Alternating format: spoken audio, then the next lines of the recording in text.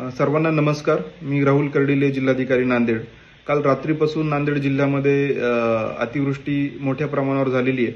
त्यामुळे आपल्या जिल्ह्यातले नद्या, नाले, ओढे, सर्व मेजर डॅम्स, मायनर डॅम्स हे सगळे ओव्हरफ्लो होत आहेत आणि अनेक गावांचा संपर्क सुटलेला आहे. अनेक गावांमध्ये पाणी शिरलेलं आहे आणि त्यामुळेच आम्ही खबरदारीचा इशारा म्हणून जिल्ह्यातील सर्व शाळांना सुट्टी दिलेली आहे. त्याचसोबत महाविद्यालय पातळीवर निर्णय घेण्याचा अधिकार त्या उपविभाग अधिकाऱ्यांना आम्ही दिलेला आहे. माझं सर्व नांदेडकरांना आव्हान आहे की आपण कुठल्याही अतिआवश्यक कामाशिवाय घराबाहेर पडू नये. आपण सुरक्षित ठिकाणी राहावं आणि विशेषतः विष्णुपुरीच्या कॅचमेंटमध्ये जो पाऊस पडतोय त्यामुळे नांदेड शहरामध्ये पण आता पाणी येण्याची शक्यता आहे. त्यामुळे विशेषतः जे सखल भागातले नागरिक आहेत त्यांनी सुरक्षित ठिकाणी शिफ्ट व्हावं. आम्ही सकाळीच आर्मीला कॉन्टॅक्ट केलेला आहे. ते थोड्याच वेळात नांदेडसाठी निघतील.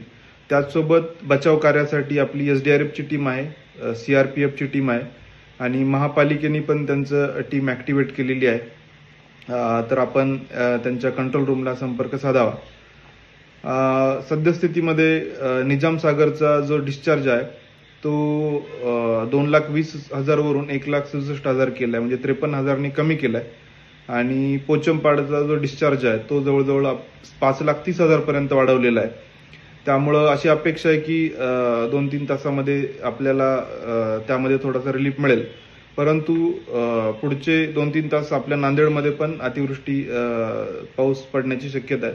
त्यामुळं आपण आपली खबरदारी नक्की घ्यावी आणि कुठली अडीअडचणीच्या काळात फ्लड कंट्रोल रूम आहे तिथं आपण संपर्क साधावा. धन्यवाद.